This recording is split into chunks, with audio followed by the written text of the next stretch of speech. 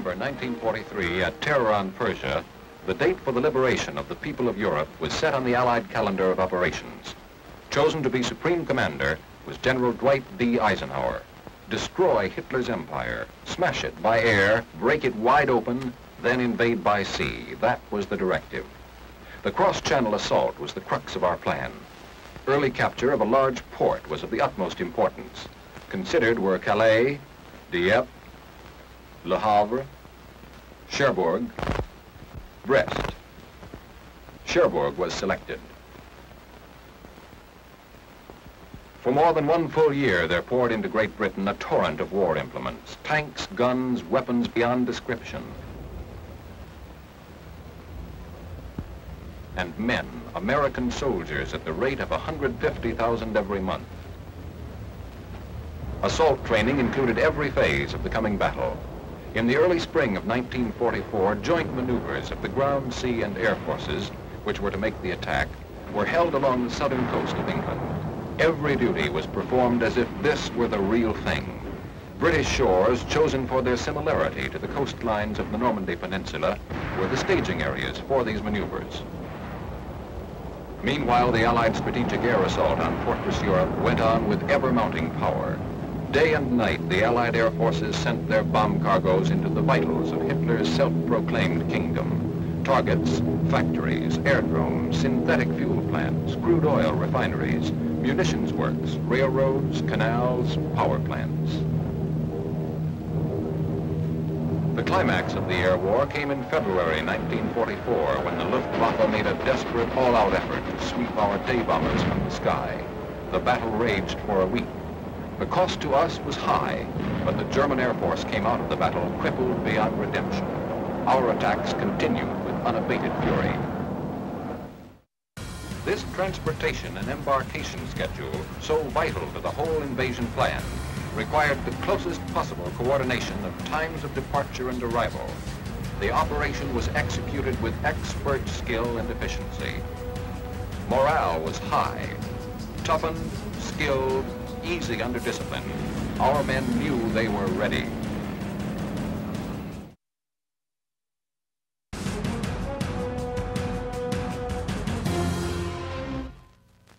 People of all countries watch our elections. Candidates, parties, issues. These have far-reaching effects all over the world. Every election is a demonstration of freedom in action, proof that our democracy is of, for, and by the people. To people who do not have a free ballot, our use of the right to vote will point the way. The Armed Forces provides you the opportunity to vote. Study the issues, the candidates, and make your choice. See your voting officer. Get your registration and voting information. Send for your ballots. Above all, remember, vote. At bivouac and training areas, ground troops received their alert orders.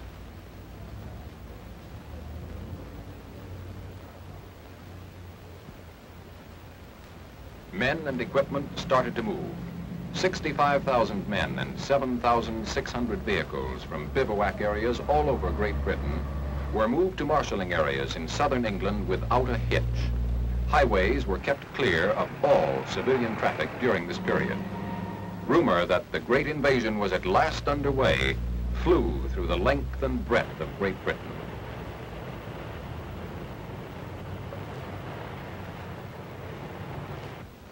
In the marshalling area, each man drew a new gas mask of the latest type,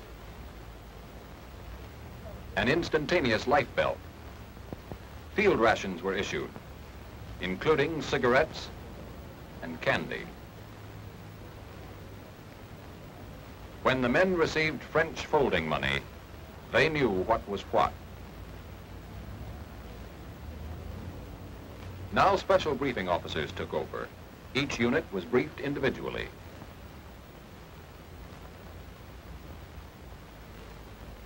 The movement of the initial invasion task force from the marshalling areas to the embarkation points in southeastern England began on 30 May 1944. The timetable called for all troops, vehicles, and supplies to be aboard their transports within 5 days.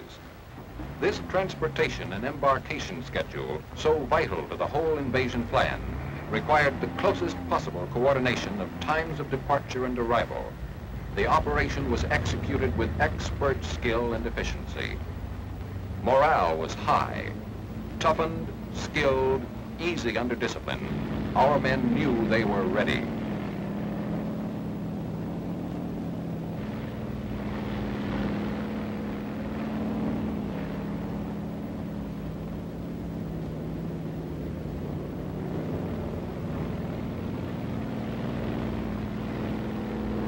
Embarkation of men and equipment took place simultaneously at 9 seaports along the southern and southwestern coast of England. All vehicles and tanks were loaded backwards on LSTs and LCIs. Concrete and cobblestone embarkation lanes known as hards had been constructed to speed loading. All vehicles embarked with gas tanks filled and sufficient extra gas for 150 miles. And the foot soldier was on time and in place.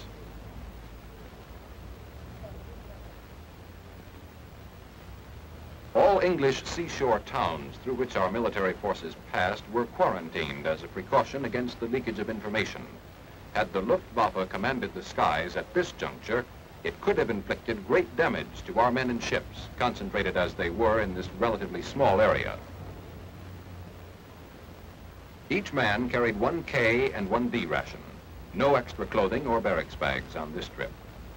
General Eisenhower said of these men, "There is no question at all as to the readiness of the troops. They are well trained, fit, and impatient to get the job started and completed." These small assault boats ran a continuous shuttle service from the hards and docks to the transports lying at anchor in the harbor.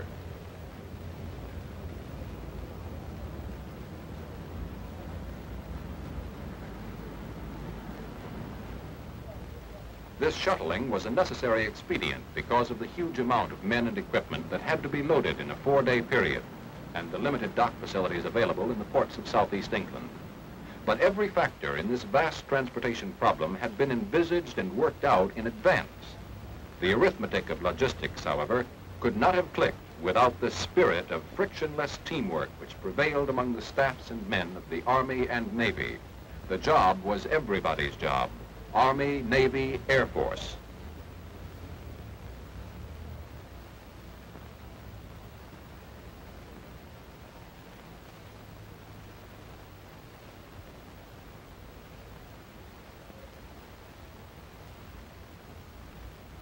As each ship was completely loaded with its men and equipment, it pulled out into the harbor to take its place in the forming convoy.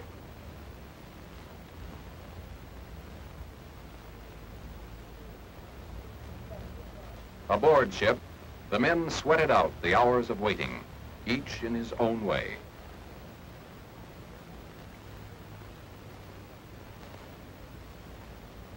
Naval gun crews received individual briefings.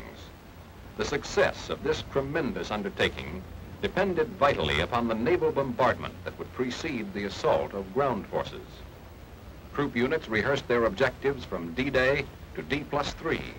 Everything known about the enemy's defenses was thoroughly analyzed by officers and men. Our first assault wave had a full share of heartbreaking misadventures. Many of their boats were hung up and wrecked on steel hedgehogs. Plunging fire from enemy batteries was extremely accurate.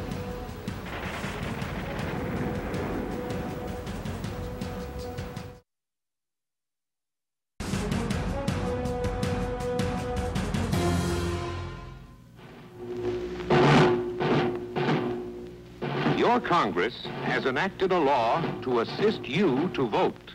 The law provides that you may vote by absentee ballot in almost all states. The federal voting law applies to all members of the Army, Air Force, Navy, Marine Corps, and the Coast Guard, their families, dependents, and in fact, all qualified civilians abroad. The law, however, does not guarantee your right to vote unless you qualify under the laws of your own state. See your voting officer today. He will help you qualify.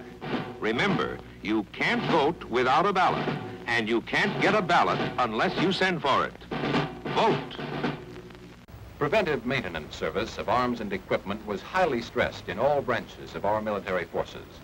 An important problem was how to prevent guns and equipment from becoming fouled by salt water and sand. On 4 June, with the convoys fully loaded and ready to sail, the weather forecast for D-Day caused grave concern. A last-minute conference took place aboard the Augusta. D-Day was postponed 24 hours to 6 June. Airborne troops, the men who were to spearhead the invasion, had meanwhile been assembling at command departure points. These tough fighting men who were to drop behind the enemy's coastal defenses in parachutes and gliders had the extremely critical mission of preventing enemy counterattacks from upsetting the plan of our main assault forces.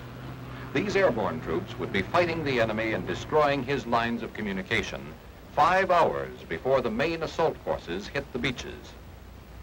Covered by watchful air fighters, the American units left their various harbors in southeastern England to meet the British units at a rendezvous off the Isle of Wight.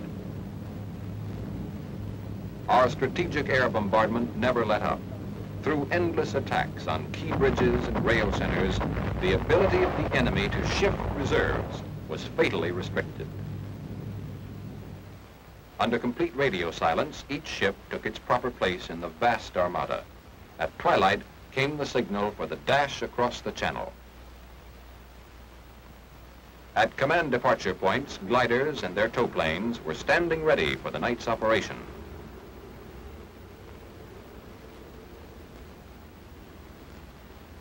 Speeds and altitudes were assigned to tow plane pilots, and glider pilots were given a final briefing on all that was known to our intelligence regarding the conditions likely to be found in the drop zones. Each unit's mission was clearly defined. Earlier in the day, General Gavin had a final talk with his men.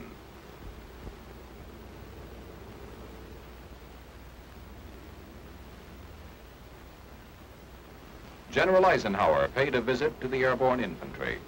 These men were assigned to 6 Pathfinder units. Takeoff, 2,310 hours of D-1. Time for the airborne spearhead to get going. At more than a dozen fields, paratroopers filed out of hangars on schedule and marched to their planes.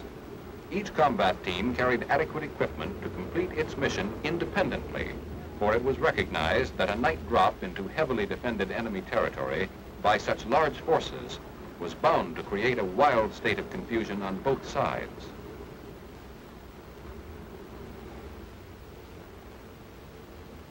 Parapacks of heavy equipment would be released separately.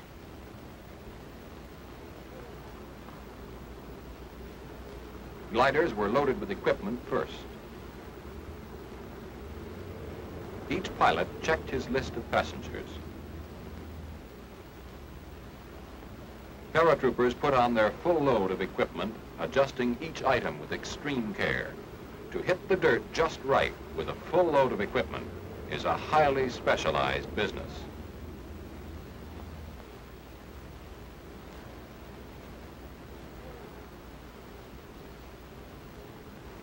Final check by the jump master, the most particular man in the outfit.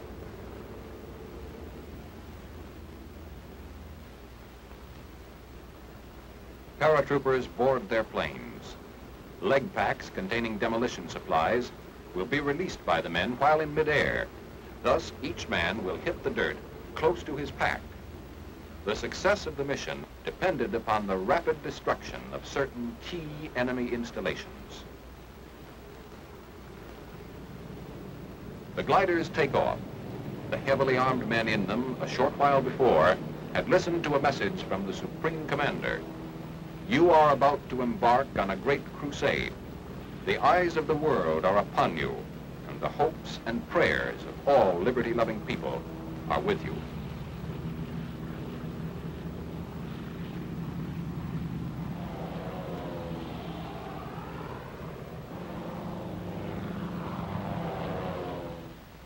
The vast convoy of seaborne assault forces stood deployed against 50 miles of French coastline.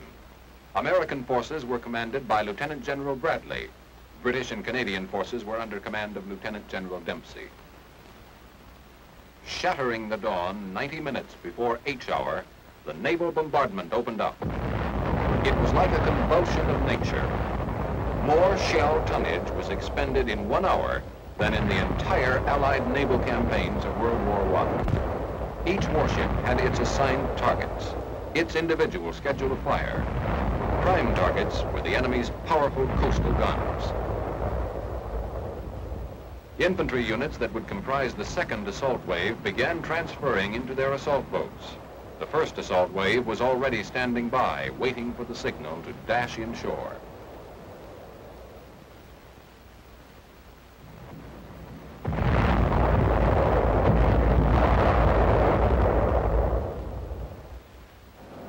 The last phase of air bombardment began at 05:30, 1 hour before touchdown of the ground troops. Streams of heavy, medium, light, and fighter bombers crossed the channel in the most intensive airstrike of the entire assault operation. Objective, to isolate the battle area until we could consolidate our beachheads and begin the breakthrough. The big guns poured it on. Combat teams, each on a schedule, continued their unloading into assault boats. There would be little time between the first assault wave and the second.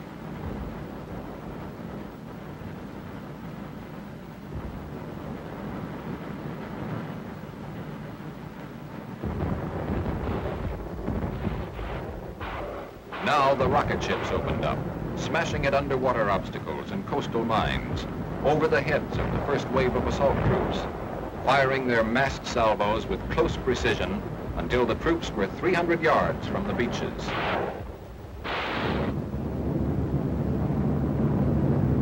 The fury from the air went on and on. Our airmen in tactical support of the ground forces took no rest that day.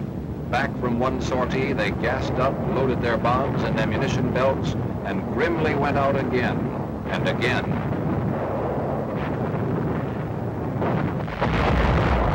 The big guns raised their sights as the assault boats went in and smashed at the enemy's gun batteries farther inland. Yet so ingeniously fortified was this coastal zone that despite the deluge of bombs and shells from our air and sea bombardment, enemy counterfire was still effective as our men neared the beaches. Our first assault wave had a full share of heartbreaking misadventures. Many of their boats were hung up and wrecked on steel hedgehogs. Plunging fire from enemy batteries was extremely accurate.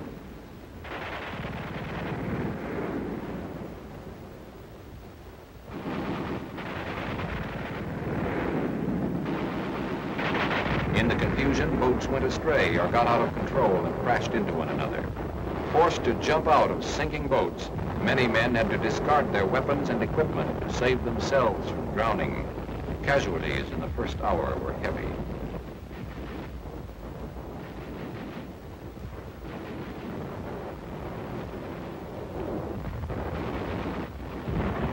The British fired at fortified houses as they came in, smashing many a sniper's nest and observation post. In one American sector, fire from enemy pillboxes kept many of our men pinned against the shore cliffs. Our casualties were high. In the British sector, special duty engineers hit the beach first, with the medics and infantry following.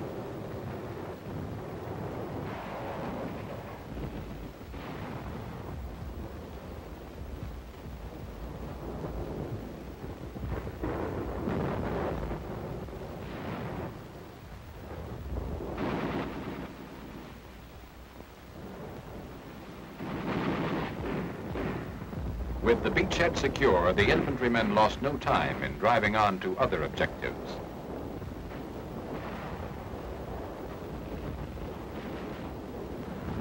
The second assault wave came in. In one American sector, enemy resistance was only sporadic and was quickly silenced. Our forces made substantial penetrations in the first hours. So it went on the beaches of Normandy this fateful day in June. Reinforcements continued to pour ashore. Artillery and heavy engineering equipment were firmly established. The German boast that an invading force could not remain ashore for 9 hours had been flung back on the now desperate defenders. Hitler's fortress had been cracked. The great gamble had been won. Having accomplished what many European military leaders believed never could be done, a cross-channel invasion, the Allies were now in position to apply their great power to the methodical destruction of the German armed might, to bring retribution to the fiendish criminals that had conceived it, to scourge it and them from the face of the earth.